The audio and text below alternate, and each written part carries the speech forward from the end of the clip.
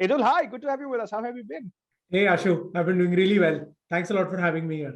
Wish you a very, very happy new year, Edul. And this becomes an important conversation, right? In fact, I've been looking forward to this conversation for all the good work that you've been doing in crypto, right? I think this becomes an important discussion. I think crypto has been, extremely, extremely hot, and I think possibly the most talked about investment avenue in the last, about a year and a half, ever since COVID took over. I think it's been a boon for everybody who's involved in the crypto markets, right? Every stakeholder who's involved in the crypto markets. I personally, on the outset, right, would want to confess that I've not been a believer, right? I've continued to question some of the fundamentals, right? I think which you possibly have answers to, right? And we're going to be discussing a lot of that in the through the course of this session. What particularly intrigued me, right, is the impact, right? My understanding, Edul, was that this is an instrument for savvy people, right?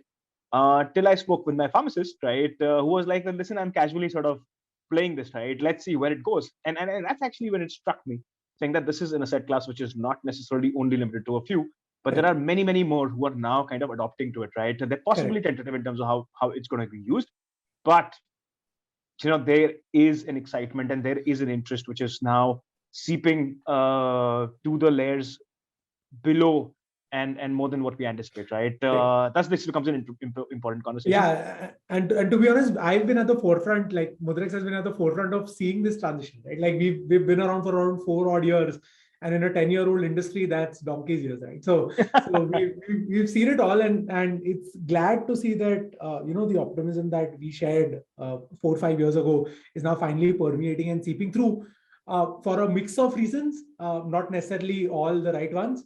But yes, it's happy. I'm glad to see that it's still permeating and going through. We're gonna cover all of that, through the course of conversation, right? But I think more importantly, more than the questions that I'm going to ask you, I think it's also going to be learning, right? Because there are possibly facts and elements that we don't necessarily understand. I've been a student of economics, right? I've been a student of the world that was set up about 150 years back, right? But I think this is something which is new, like you kind of alluded to. So this is also a learning session for me in many ways. But before we do all of that, Edul, I'd love you to take us a quick round of introduction would be helpful. You've been a professional and now you're running Mudrex, right? So I think if you could take us through the journey, that'd be a phenomenal start. Sure. So, I'll just quickly talk about my background. So graduated from IIT Bombay 2011. Post that, went to Deutsche Bank, worked over there for a couple of years in the trading and risk teams, managing risk for a lot of our clients who would use Deutsche Bank as their broker. Post that, started my first startup, Niffler. We were building a hyperlocal deals and discounts app, something like a Groupon for India. Post that, Tabzo got acquired. My startup Niffler got acquired by this company called as Tabzo. So joined Tabzo, became head of product there, did that for 3 years. Tabzo itself eventually got acquired by Amazon. I didn't want to go to Amazon. And at that point in time, and this is now March, April 2017, I decided to move on and start looking at different avenues and was looking for my next rodeo, right? And definitely want to do something in investing, definitely want to do something in wealth tech, want to do something in financial inclusion and, getting people to financial independence faster. And somehow stumbled into crypto for the second or third time in my life. And by 2017, it was very clear to me that crypto is going to massively impact how the world does any kind of exchange of value globally. And as a result of that, I couldn't stop doing anything else. Couldn't stop myself from just jumping into it and decided to make this my life's mission. And Interesting. So you're a serial entrepreneur in that case, right? I think what you possibly did at Deutsche Bank was just too small, insignificant part of your journey, right? It's about 10 years now. Actually, from when you started. I would disagree. A lot of the learnings was the same. And in fact, like the seed of what we are doing at Mudrex today was actually sown 10 years ago at Deutsche. Interesting. When we talk a lot about the problems that were faced by our large scale traders and what were the issues over there and why centralized entities like banks are fundamentally flawed at solving those problems at large scale. So to be honest, that stint at Deutsche gave me a lot of insider outlook at the problems and how they work and not. And we'll talk about them later. And I think most importantly, risk, right? And I think we're going to talk a lot of that, right? I think one thing which is common between you and me is our lineage with Deutsch, right? I was with Deutsch in the private wealth team. Oh, is it so? Yeah, and spent a lot of time building products, right? But again, we were doing a lot of traditional products, right? And I think one thing, another thing which is common between what you possibly did and what I did, right, was constantly looking at risk, right? A lot of macros and a lot of micros, right? A combination of that. But listen, I think this is a conversation which is about cryptos. Coming on to that topic, what I want to understand, right? Now, how do you look at what's the canvas of cryptos, right? I'd love to understand that as a starting point before we start talking about Mudrex, right? And all the things that you're doing, right? But what's the canvas of cryptos, right? What has particularly questioned me the most is the underlying, right? This is something which is it's human created, right? There is no supply demand constraint which is there, right? Typically, when you talk of a currency, when you talk about anything which is a fiat, right? There is a certain agency either which is controlling the float, right? Or you have an underlying asset which sort of is available in a certain, it's quantifiable, right? The production of it is quantifiable. There are certain challenges. You factor in those challenges to build a certain pricing strategy around that asset, right? Or then there is a benchmarking play, which, for example, say economies get evaluated, right? And that's essentially the foundation for currency movements, price of assets, inherent economic movements, policies, pretty much all of that, right? So if you really look at all of that, it's a very well constructed play, right? One thing leads into another. Cryptos, for that matter, is completely new, right? What's the canvas of cryptos, right? I mean, if you could break it down for us, I think that'll be a great start. Got it. So I think what I would want to start off by saying is that crypto is not a currency, it is not a commodity, it is not an asset, but at the same time, it's all of these things as well, right? Sure. So and as a result of that, the first fundamental way of looking at crypto should be slightly different, and we'll come to that in like a quick moment. But before we get into cryptocurrencies, let's talk about like the underlying part of it, which is blockchain, the technology. Right. Okay. Right. So what does blockchain broadly do, right? So effectively what blockchain lets you do is blockchain is nothing but a fancy accounting ledger. Okay. Mm-hmm. And effectively that fancy accounting ledger lets you track who owns what amount of something. Sure. Okay. That's broadly what it is. Right. Ashu owns XYZ amounts of something. Sure. This something can be currency, which is like dollars, INR, and so on and so forth. This something can be assets in the physical world, like for example, gold, silver. This something can be rights to a particular specific asset, for example, royalties to music. This something can be a land, a piece of parcel that's out there, right? Right. So at the end of the day, it's just an accounting ledger, but accounting ledgers have been around since ages, right? The problem was that typically accounting ledgers had some entity who had control to write over it. And as soon as there is some central entity that has the control to write in that accounting ledger, everyone who is participating in the accounting on that accounting ledger needs to trust this central entity. So the problem that blockchain tries to solve is that how do you do this accounting without a central entity who you need to trust? Okay, that's the tech part. And now let's park this aside and also in parallel look at the evolution of the internet. Okay? Right. So that we can then kind of sort of empathize with why blockchain is important. So as the internet has evolved, in like the first phase of the internet, there were most of these platforms that were actually, they weren't platforms, they were destinations that were creating things. So the Yahoos of the world, the first news websites of the world, the Amazons of the world, that were just places where information would be decimated by the creator of the platform. That's the first wave of the internet, Web 1. As the web evolved, and primarily as the web evolved in terms of more and more people getting access to the web, and as a result of that, getting the ability to edit and create more and more things on the web, Web 2.0 was essentially an era where there were these centralized platforms and entities, and there were a bunch of creators who were coming and creating content on top of it. For example, Facebook is a platform where we come and as individuals come and create posts and content. Sure. Instagram is a platform where we do this. YouTube is a platform where we do this, and so on and so forth, right? Sure. And in Web 2, there were these large platforms that got formed where creators would come and create content and the platform would help distribute, right? Now, in Web 1, what was happening, because the platform was creating content and it was trying to capture value via decimation, everything was kind of sort of fair and worked very well, right? Because it was very easy for you to assess, okay, Amazon is the one creating stuff for me. I'm paying Amazon for whatever things that they're creating. It's great.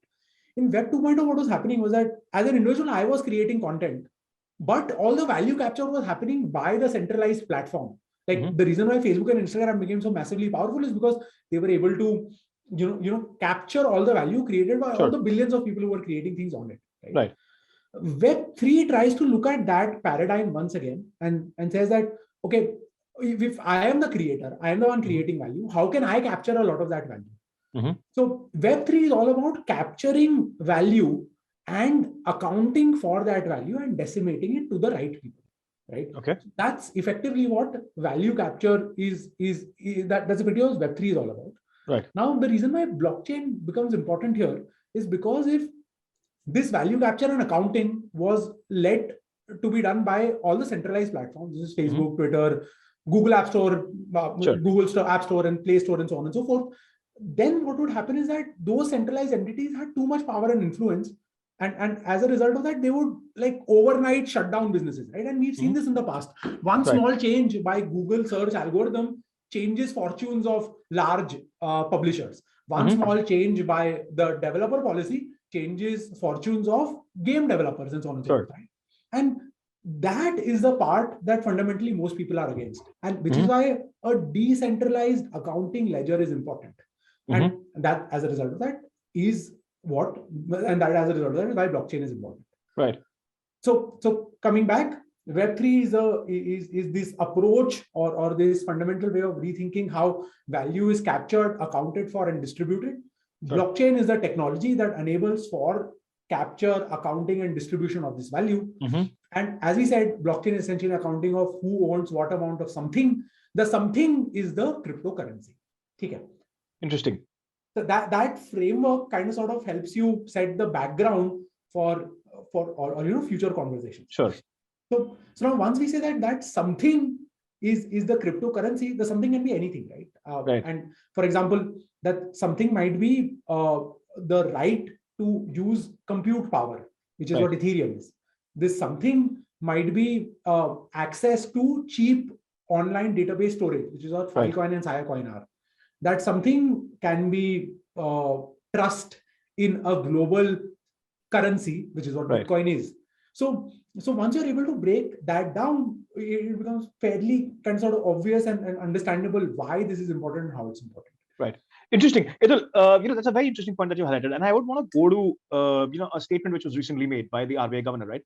Now, of course, I'm going to go global in our conversation, right? But I think he made a very, very important point. He's like, and he said that Shaktikant,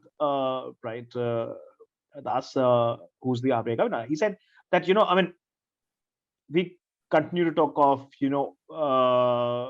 blockchain, right? And blockchain is not something new, right? I think it's just being, it's something which has existed for the longest time, right? Not in a structured format, but for example, financial services and industry has been using a lot of that, right? And that's been a risk measurement play and technique, which has been available for people. It's been at hand, right? What did you make out of that, right? Because the only sort of the underlying for crypto to become relevant is the utilization of blockchain, right? It's an open ledger of sorts, right? Where you have, you can really make those assessments. It's available for people to look at, see, change, whatever, right? Add, contribute. But this is something which has already existed, right? What you're talking about is an absolutely independent ecosystem, which possibly is going to add more risk because, now you put that packet, right, which you're buying from a formal currency into a tradable environment, right? Rakesh Jhunjhunwala made a statement recently, right, saying that you walk into a restaurant with 100 rupees, for example, right, and you're left with just about 80 because the value is kind of depreciated, is an added risk to that crypto brings in, right? What's the need, right? You, anyway have currencies, centralized currencies of nations. There's a welfare mechanics that we kind of talk of, right? What did you make out of this, right? For me, it's very confusing, right? I fail to understand the role of cryptos, right? For me, it's just an added layer of risk, which is now being put out for people to trade in. with an expectation that more and more people are going to come in. It's going to have adoption, and it's going to become, you'll have to basically officially kind of declare it as in a set class. People will have to sort of imbibe. What's your take on this? I got it. So I think for us to be able to talk at that level, let's actually just first talk about why fiat currencies are important at all. Like, why do you need a currency at all? Sure. Historically, we need currencies because we would want to exchange one item for the other. Sure. Right? It is for all practical purposes just a settlement mechanism. Sure. Like, I have wheat, you want rice. I can't exchange wheat with rice because at all points in time there is not a single liquid market for wheat and rice. Sure. So there is a liquid market for wheat versus a currency. There is a market for rice versus currency. I'll exchange and I'll exchange. Sure. Right? Now, historically in the physical world, doing these exchanges was cumbersome. And as a result of that, if you wanted to do these frequent exchanges, which you would want to do if you are wanting to live your life, you would need some liquid holding. And that liquid holding requires you to keep cash. Right. And you would need more liquid holding if you anticipate more such transactions for you to do. Sure. Right. And basically, you need fiat money, which is a stable form of money, so that you are able to do these liquid holdings. Sure. Now, what people need to understand is that stability always comes at a cost. And the reason why fiat currencies are quote unquote stable is because that the price that you pay is inflation. For all practical purposes, if you are holding fiat, value of fiat is constantly at all points in time depreciating, rapidly or not is a separate consequence.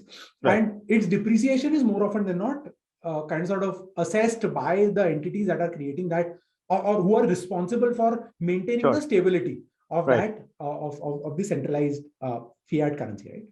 Right. So this is how things used to work in the physical world, right, where you would need to have some liquid reserve so that you could exchange it for goods and services in like a day-to-day part. Now let's assume that there is this another parallel world where you are doing transactions of goods and so on and so forth fairly digitally. Let's just assume that there are only digital goods, digital services that you are providing for now. Now, if there is digital goods, digital services, and so on and so forth available, the fact that they are digital makes it significantly or maybe an order of magnitude easier for there to be liquid markets existing for these digital goods and services. Right. If there is a liquid market available that can be digitally accessed at any point in time, your requirement to hold liquidity drops by that order of magnitude, right? Like, for example, if there was always a way that you could in real time convert your rice that you had into INR and then convert it back to wheat, why would you ever hold INR? If you believed that rice was going to appreciate in value, you would always hold rice, right? And that, I think, is a very important concept. And that's essentially where stable coins come in, where liquidity is actually a problem. And that is being tried to solve. Fiat solves access to liquidity and people need to hold that liquidity for a longer time because access to liquidity is not real time. If you had access to liquidity real time, why would you ever need any fiat currency at all? You could just store all your wealth in the things that you believed in had value in life and then just exchange them whenever you needed liquidity. So my perspective of thinking of fiat is that, right? And as I said, I'm just looking at right now this digital world where all goods and services are traded digitally. Sure. Now, of course, in reality, that's never going to happen. Like, there will always be this gray area where you will need to exchange, you'll need to go to your local grocer and buy eggs for that matter. Or you will need to go to a landowner and buy land for that matter. Right. The question is, as we are now moving more and more digital, as you know, more and more of us have mutual funds, more and more of us have access to, let's say, a savings account, or for that access to debt mutual funds. But we are seeing that more and more people are trying to put less and less of their money in their savings account, and more in their investment account.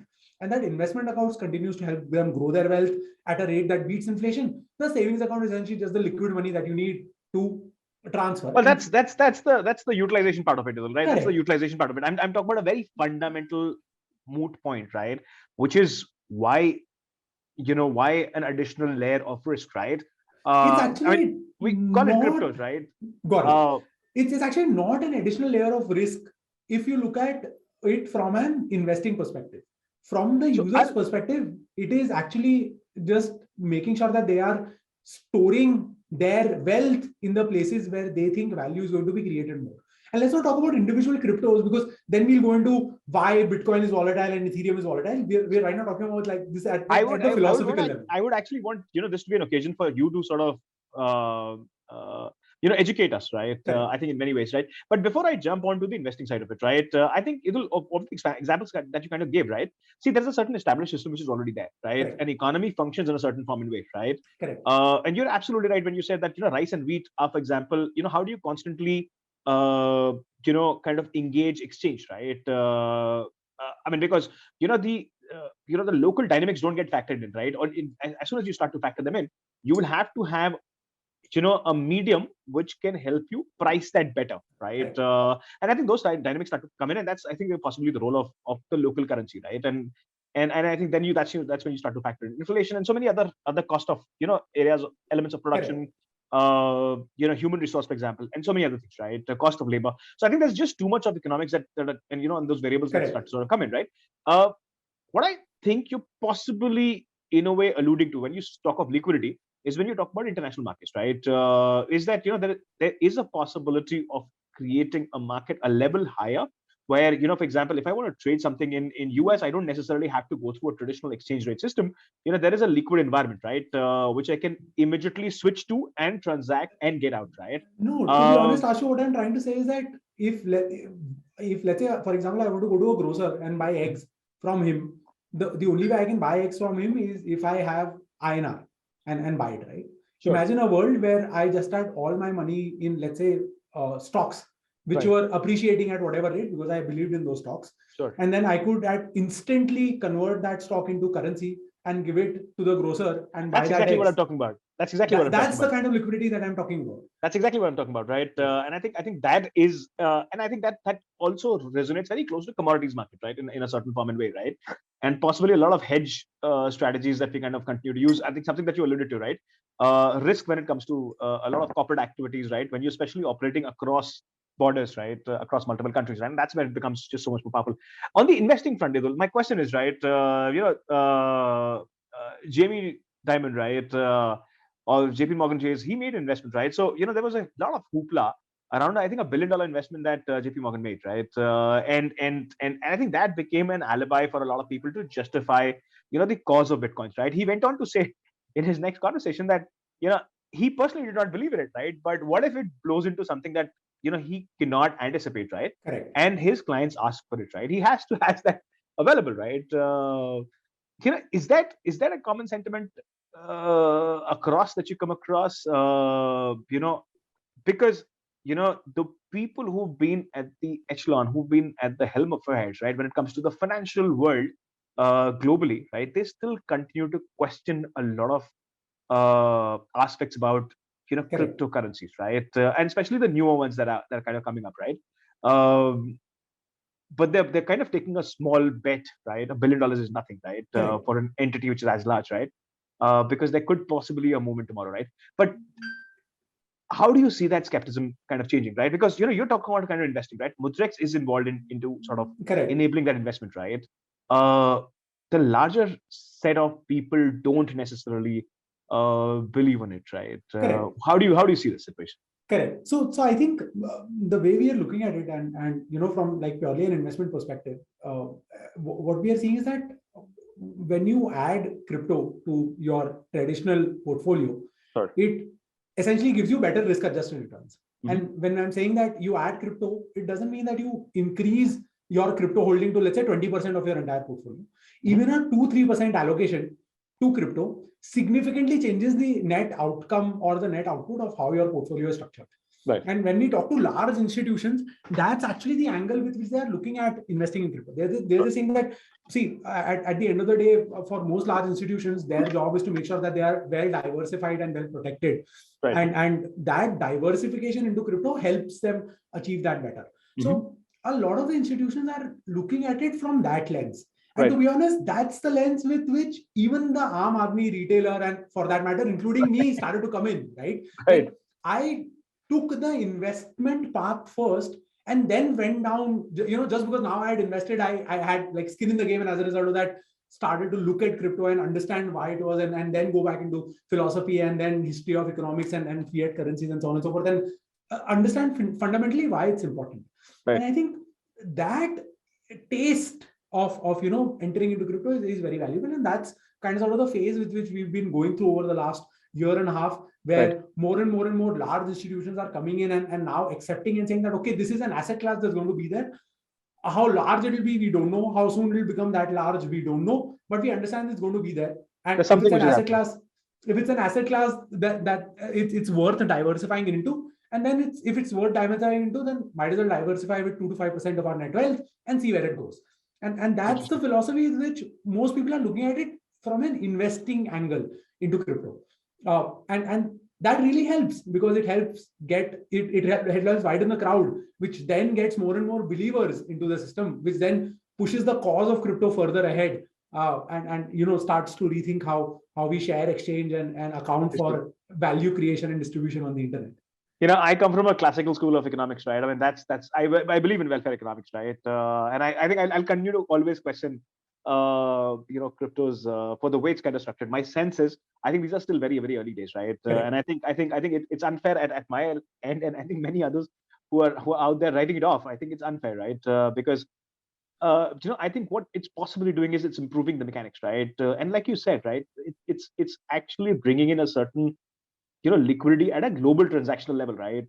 Which was otherwise very, very archaic, dependent on interbank transactional processes, right? It was very bureaucratic in many ways, right? I think that's something which is kind of now changing, and I think it has possibly a very large role to play there, right? Should it become an asset class? Should it not become an asset class?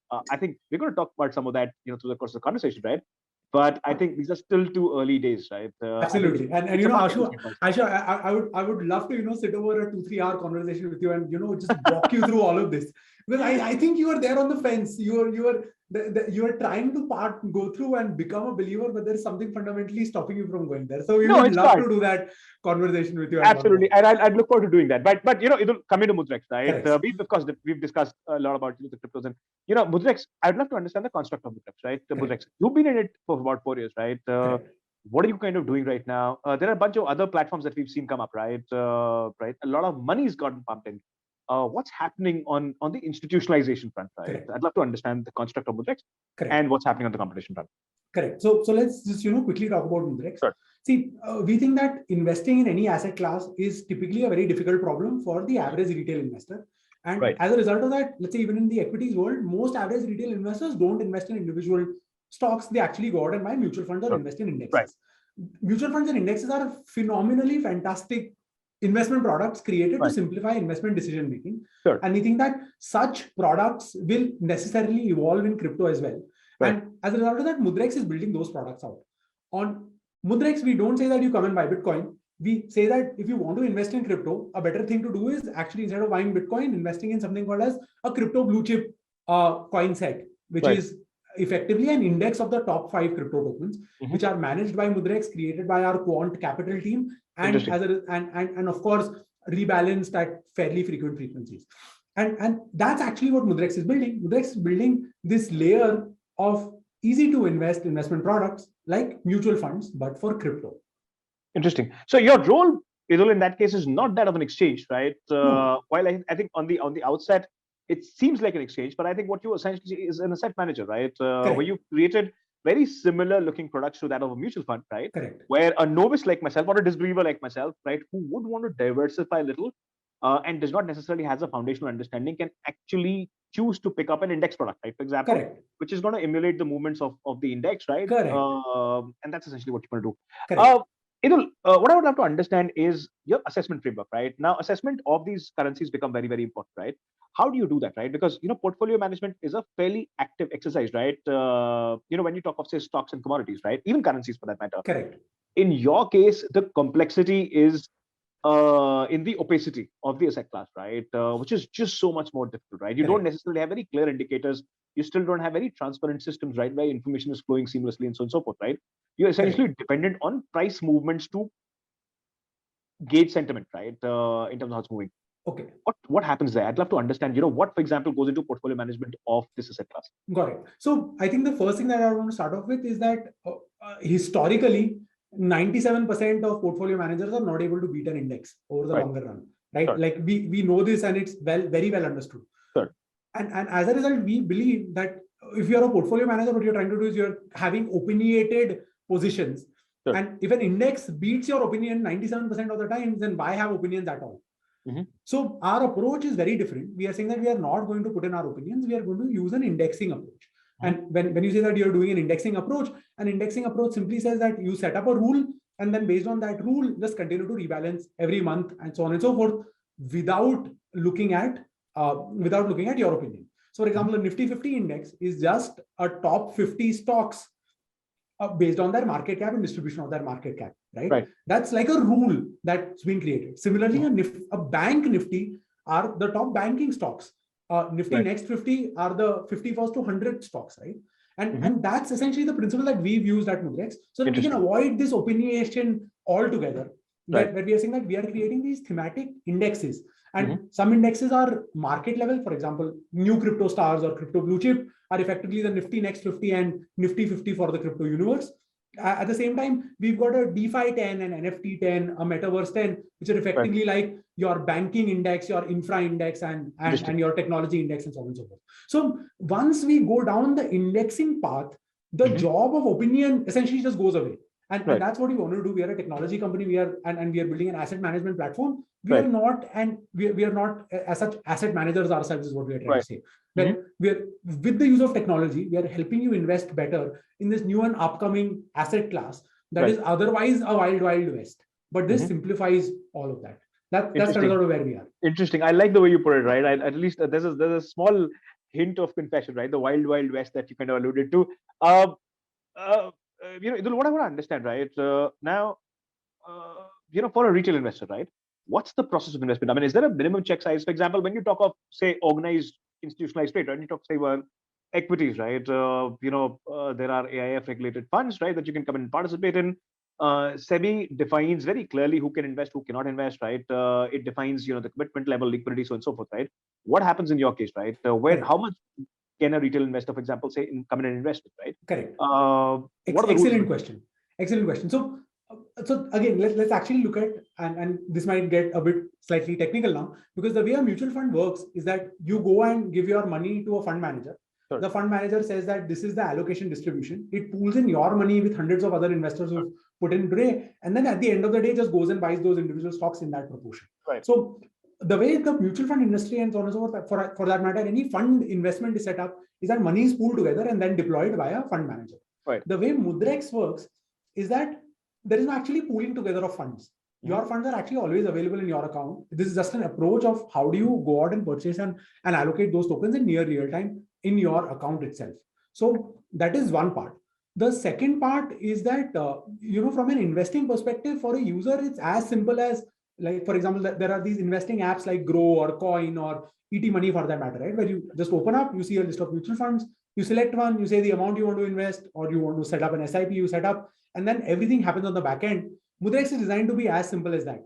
Right. You log into Mudrex, you select one of these indexes that we provide, you top up your prepaid wallet with like your local currency, click on invest or set up an SIP, and everything post that happens automatically. And it's because of this simplicity is that Mudrex is now widely accepted across nearly 100 different countries.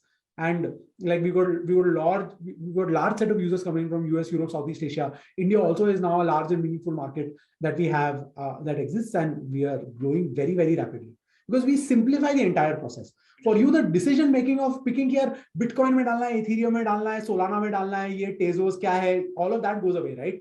And it's effectively you're saying that, okay, you want to invest in crypto over the longer run, use crypto blue chip. You want to invest in new asset classes like Metaverse, invest in a Metaverse token.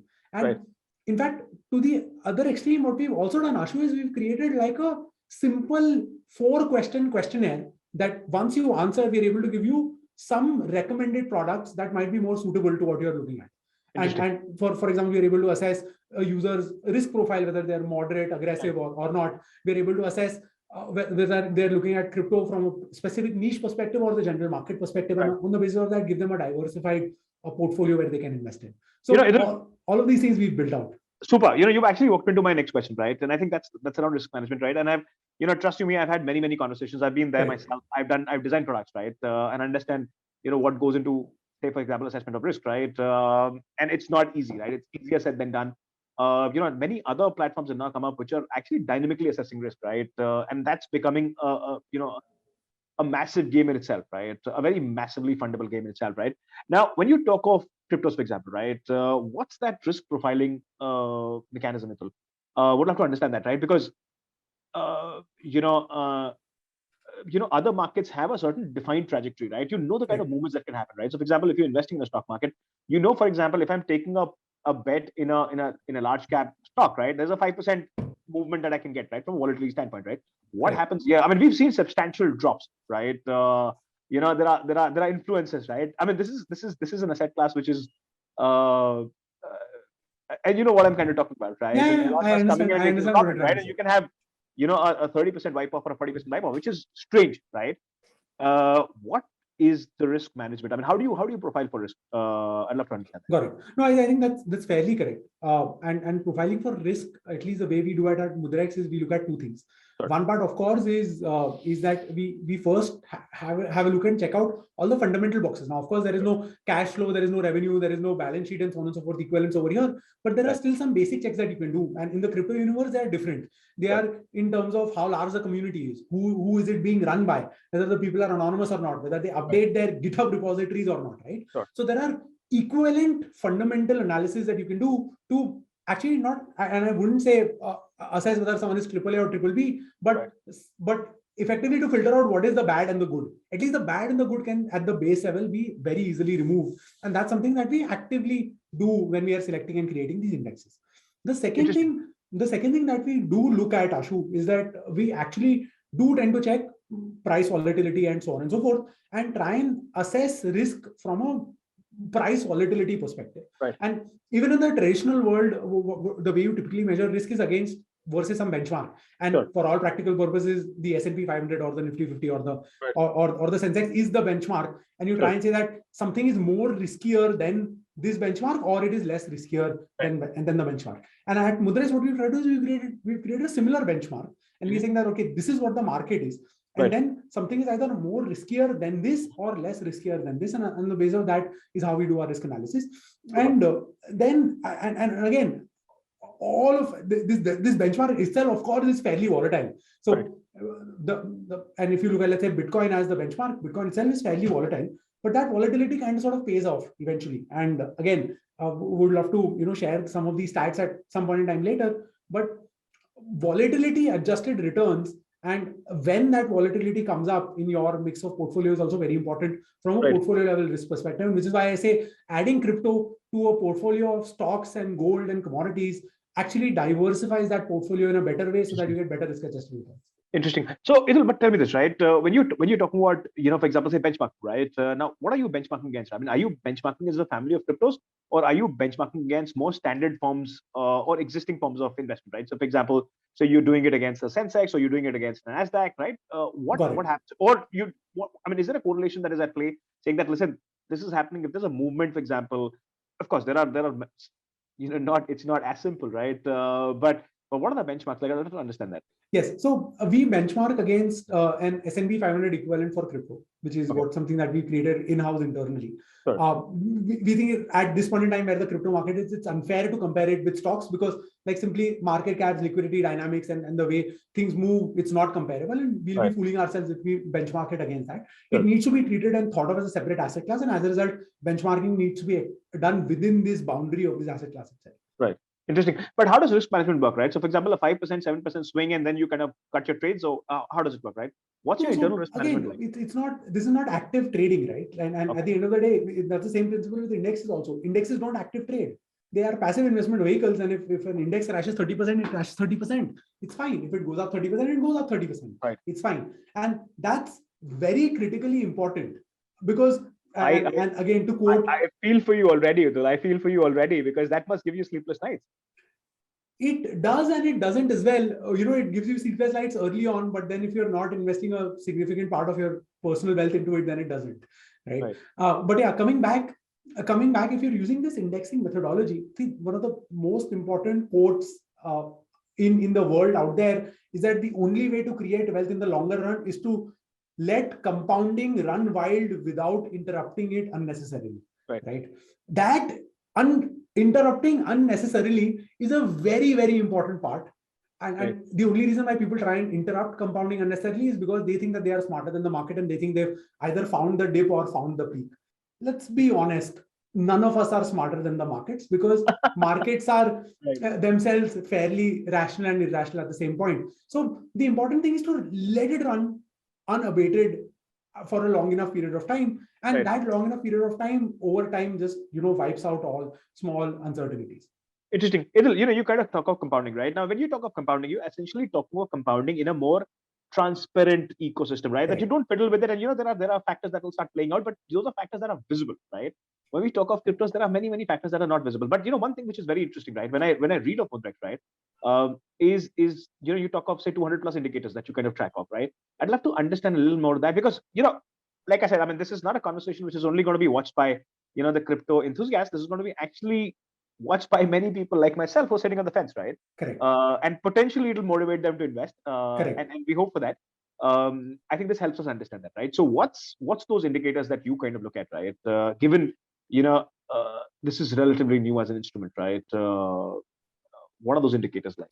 Correct. So right now we look at primarily price and volume movement indicators, but then there are things like news and so on and so forth that we are also trying to add in. And then of course there is development activity, which, as I said, is the financial analysis equivalent of the crypto world that we are wanting to look at as well. Interesting. Are these indicators and information available? It's all publicly available to all users. Interesting. Edul, one thing that I want to sort of talk of is basically the government side intervention, right? Now, I think each government continues to grapple with, the complexities of crypto. I think they even, and within the government there are believers, and then within the government there are disbelievers, right? Correct. It's not as simple, right? I think some of the smaller nations have actually been able to accept crypto as a, in a very formal way, Correct. right? Even while they've done that, there are challenges that they continue to face. The larger economies, especially countries like India, which are still developing, right, and operate at many layers. There is a lot of regional complexity and so on and so forth, right, are trying to find some ground, right, to sort of make it more say acceptable, up trying to put regulations around it and so on and so forth, right? What's your comment? And then what's on taxations, right? I mean, how is would love to understand that. Got it. So yeah, to be honest, I empathize with our regulators a lot, and it is extremely tough trying to understand how do you regulate crypto, because as I said, all your traditional frameworks of regulation break down, because fundamentally regulations in more often than not cases are built so that centralized entities can be kept in check, and are built so that retail is not hampered unnecessarily, right? Crypto, the way it's organized, is inherently solving both of these problems at the technology layer. So how do you regulate is a question in itself. That's one part. Or why are the regulations required is a question in itself. The second part is that, as I said earlier, right? Crypto is not a commodity. It's not an asset. It's not equity. It's not liquid cash. But at the same time, it's all of them together. Right? So if you say that, oh, crypto is like an asset and as a result, let's just let SEBI regulate it, or oh, crypto is like a currency and let's just let RBI regulate it, then fundamentally you're just focusing on one part of it. And as a result of that, regulations are complex and difficult. And I think the right approach over here would be to accept this complexity.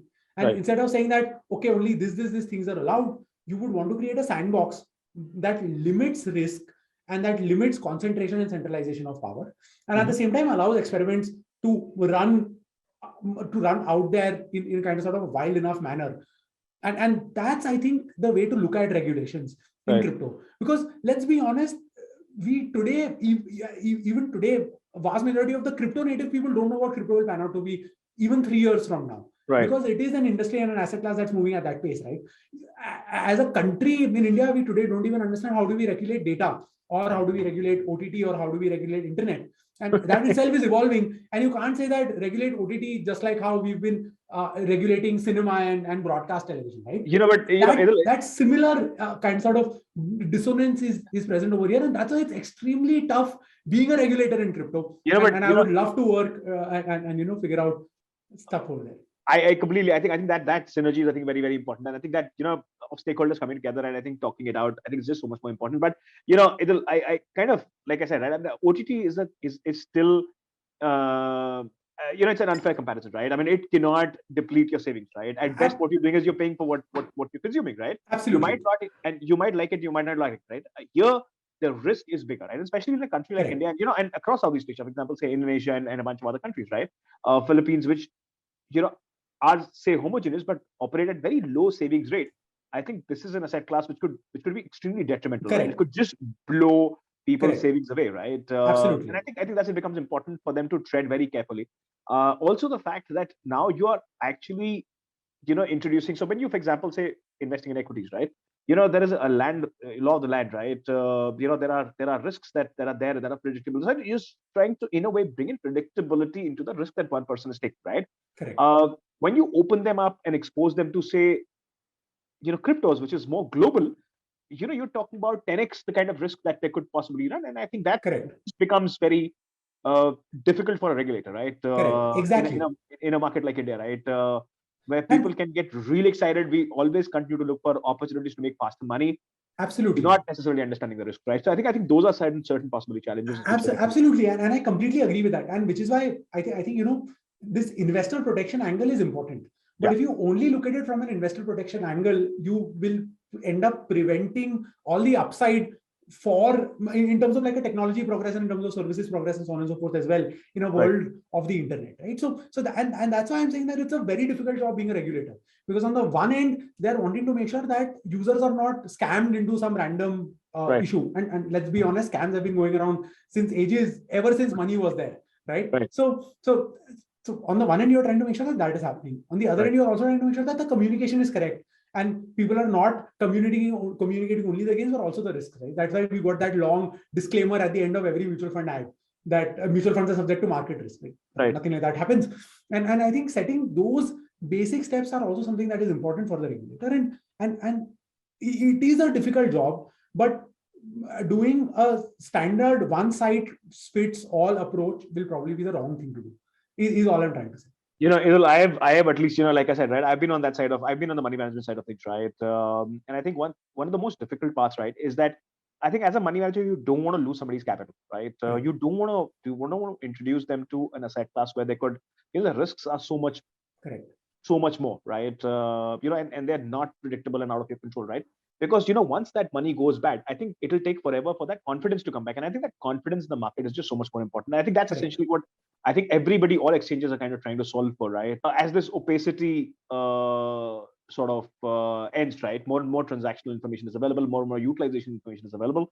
I think it'll the sanity will start to sort of come in. Of course. Right? And I'm by no means am I saying that we are there. We are in fact in the very, very, very early days of how all of this is going. No, but I think it'll maybe take 5 years, 10 years, 20 years, who knows? No, but I think Edul, one point that you highlighted, right? I think is the global liquidity play, right? And I think that's the breakdown of a bureaucratic structure at that level where you can actually transact in an absolutely free environment. I think is a point that is essentially a takeaway from me in many ways, right? But my questions around risk, my questions around more information availability continue to sort of remain, and my sense is time will kind of settle that out as we go along. It'll get towards the end of a conversation, right? What are the next 2 years like? I'd love to ask you a 5-year question, but I think we're in very, very dynamic times, right? What are the next 2 years like?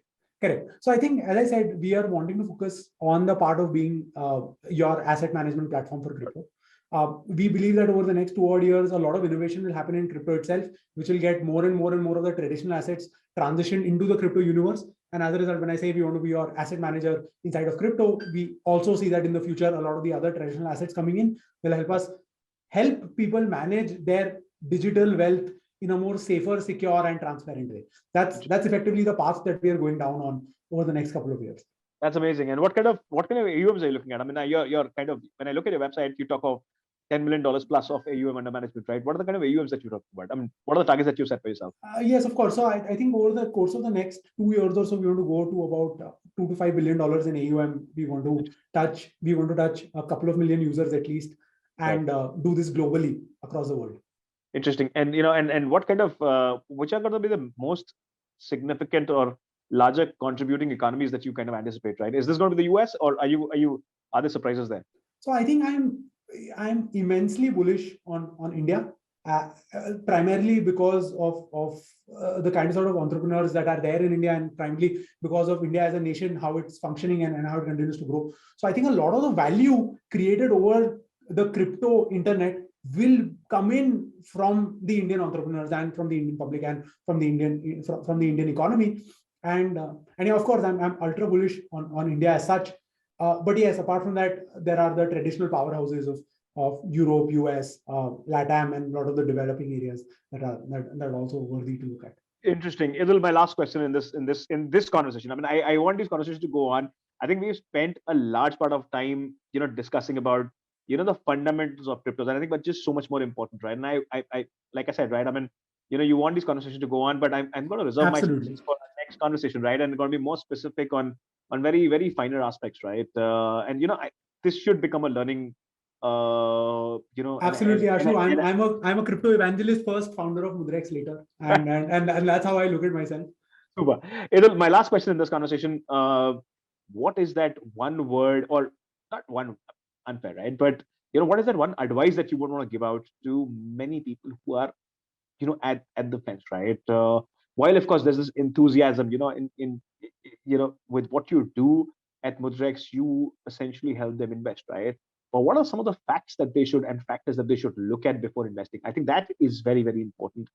Understanding your own risks is very important. What is that one advice that you'll have many of these people? Yes. So the one advice that I give for investing, and also as a generally for life, is that know the game that you are playing and play just that game, which effectively means that if you are investing for the longer run, make sure that you're investing for the longer run. If you're in it for short time 10x profits, make sure that you're in it for a short time 10x profits. And I think just making sure that happens is very, very critical, because that then sets the course for everything else. So if you're wanting to enter crypto for 10x or nothing over the next 6 months approach, then that's fine. You can do that in crypto, you can do that in equities, you can do that in futures and options and so on and so forth as well, right?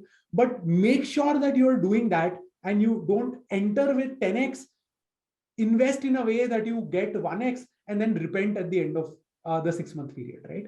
So make sure you know what game you're playing and just play that game is I think, a general principle that I would want people to take care of when they're investing. Be aware of the risks, right? And your appetite to have, and carry those risks, right? I think is essentially what you sort of mentioned. Idul, this was a phenomenal conversation, right? And like I said, how I want these conversations to go on. But I'm gonna bring this one to a close, right? Yes. But a starting point, right? For many, many such conversations, because this is an important asset class, but this is also an asset class which is going to mature over a period of time, right? I think investor education is just so much more critical around these times. Getting enthused by somebody else's profits is not necessarily always the right thing to do. I think absolutely understanding your risks, understanding your appetite, understanding your goals, for example, like the ones you kind of mentioned, right? You have to be very clear in terms of, for how long are you in it, right? What kind of risks can you carry, right? What kind of a depletion of, say, for example, investment principal can you handle, right? I think a lot of those factors just become so much more important in that entire scheme of things. Idul, this was phenomenal, right? Thank you so much for joining us and no worries, giving us a perspective on this. Looking forward to another such amazing conversation, high on energy and extremely fundamental conversation, which can, like I said, right, evangelize the cause for cryptos. And get many more people. Absolutely, because liquidity is very important. Yeah, I look forward to making you a believer. Thank you. That was fun having you. Yes, thank you.